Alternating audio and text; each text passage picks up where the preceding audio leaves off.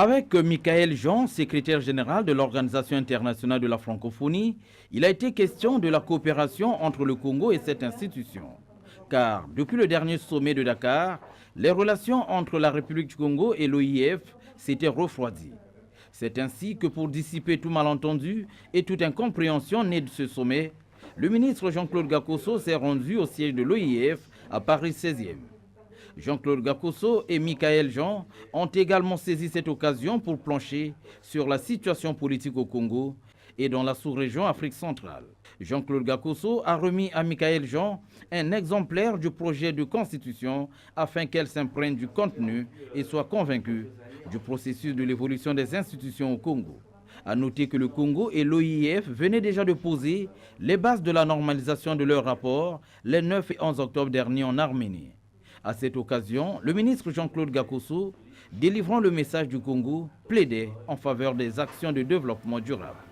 Face au dérèglement climatique qui menace toute la société humaine et qui porte les germes de la fragilisation de toutes les économies dans le monde, surtout dans les pays en développement, la République du Congo, qui a déjà soumis sa contribution au secrétariat général de la Convention, poursuit sans relâche la mise en œuvre de son programme national d'afforestation et de reboisement afin de donner vie, en l'espace de 10 ans, de 2011 à 2021, à 1 million d'hectares de plantations sur un territoire national dont 60% de la superficie est déjà couverte de forêts. En marge de ces différentes rencontres, Jean-Claude Gakoso a été l'invité de quelques chaînes de radio et de télévision en France. À Pointe-Noire, le commandant de la zone militaire de défense numéro 1, le général Jean-Olé Songo-Andaï, a entretenu tour à tour les jeunes du quartier Mvumvu et le député cadre du RDPS Mavungu Zinga Mabio. Commentaire de Eric Abiv.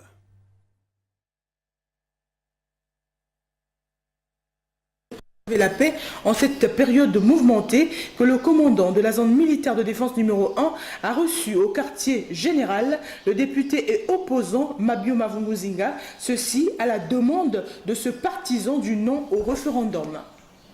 Un huis clos qui a duré 2 heures et qui a oscillé autour de la paix et de la sécurité. C'est dans ce droit fil que le général de brigade Jean-Olé Songo-Andaï a organisé une série d'entretiens avec quelques leaders d'opinion de l'arrondissement de Mvumvu.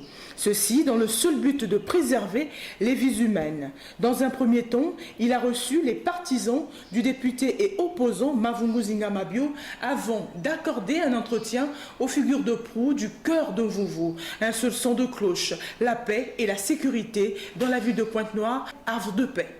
Toute personne, tout Congolais qui soit de la majorité, de l'opposition, de la force publique, qui s'engagera à poser des actes de vandalisme, nous condamnons fermement cela. Soyez rassurés. Je ne saurais m'étaler dans mon propos, mais soyez rassurés. Votre message parviendra au fin fond de Pointe-Noire et du Quilou. Nous sollicitons la sagesse de nos jeunes frères, ces sœurs, pères et mères des autres partis. Je cite Bota, Fungu, Lusala, Baka. Et dans leur maison, de se mobiliser dans leur famille pour laisser Pointe-Noire en paix. Après un échange franc et fructueux, les jeunes de Mvumvu, d'obédience politique diversifiée, ont pris l'engagement de travailler dans tous les arrondissements dans le seul but de sauvegarder la paix. C'était au travers des déclarations prononcées à l'issue des dites rencontres. À 2 jours du référendum, le président de la CONEL, Henri Bouka, s'est voulu rassurant quant à la sécurisation des opérations de vote.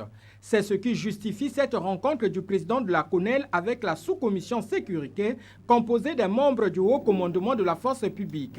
Il s'agit de la sécurisation des centres de vote, des listes électorales, du matériel électoral, bref, la sécurisation du référendum de manière générale. La sous-commission sécurité a souhaité une étroite collaboration entre la force forces publiques, l'administration et la CONEL. Après l'entretien avec la sous-commission sécurité, le président de la CONEL a rappelé aux uns et aux autres que toute personne qui a son nom sur la liste est autorisée à voter. La carte d'électeur ne donne pas à son titulaire le droit d'aller voter. La carte lui donne deux informations. Nous l'avons déjà dit. La première, c'est qu'elle vient vous confirmer que vous êtes dûment inscrit sur la liste électorale de votre localité. Première information. Deuxième information, elle vous indique le lieu où vous irez voter. C'est terminé. Mais après, pour aller voter, il faut être porteur d'une pièce d'état civil, il faut être porteur d'une pièce d'identité parce qu'il faut faire la preuve aux membres du bureau de vote de votre identité. Quid des personnes qui, quoi qu'étant inscrites, n'ont pas reçu de carte d'électeur?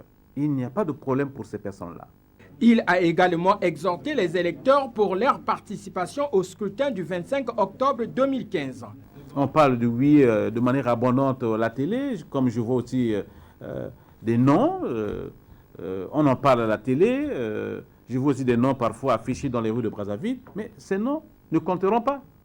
Il faut qu'ils se traduisent par le vote, c'est-à-dire par la mise dans une enveloppe d'un bulletin oui ou d'un bulletin non. Les listes électorales seront affichées samedi dans l'après-midi. Réunis dans le cadre d'une conférence de presse, les responsables du FROCAD ont tenu à éclairer l'opinion nationale et internationale sur la situation politique qui prévaut actuellement en République du Congo. Le bilan des événements du 20 octobre passé, le respect des libertés fondamentales sont entre autres questions évoquées à cette occasion. Les églises ont dû initier des invitations pour appeler autour d'elles tous les partenaires qu'ils jugeaient utiles. Notre plateforme a été, semble-t-il, conviée à cela. Nous y avons envoyé une délégation et nous avons été surpris nous-mêmes de constater qu'elle n'a pas pu avoir lieu. Cette conférence de presse intervient 48 heures avant le scrutin référendaire. C'est au terme d'une rencontre entre le député maire de Brazzaville et les administrateurs maires de Bakongo, Filou et Madibou, 3 arrondissements sinistrés, qu'une instruction a été donnée à ces derniers de lancer un appel aux populations afin de regagner leurs domiciles respectifs. En effet, 4 jours après les événements malheureux qui ont plongé Brazzaville Sud dans cette situation inconfortable d'insécurité, aujourd'hui, au regard du climat de paix retrouvé au niveau de ces 3 entités administratives, les 3 administrateurs maires ont délivré le message que voici aux populations. Population de Bakongo, je viens vers vous pour vous dire que Bakongo est un havre de paix. Eu égard à ce qui s'est passé depuis 4 jours, je vous demande de revenir dans vos maisons, de rester dans vos maisons, de vivre la paix et la joie. Les populations de Madibou se sont déplacées, de regagner leur domicile pour participer ensemble au rétablissement de l'ordre et de la sécurité dans notre arrondissement. Mfilungamaba est un arrondissement de Brazzaville, c'est un arrondissement cosmopolite, là où on trouve toutes les populations comme on en trouve partout dans tous les autres quartiers. Non, nous ne devons pas vivre dans la peur.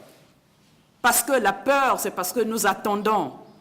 Et il faut que nous soyons prévoyants dans nos quartiers. Pour terminer, les 3 administrateurs maires ont appelé les chefs de quartier de zones, de blocs à une franche collaboration, à une vigilance accrue car le Congo est un et indivisible, et de renchérir que tout différend ne peut se résoudre qu'autour d'une table.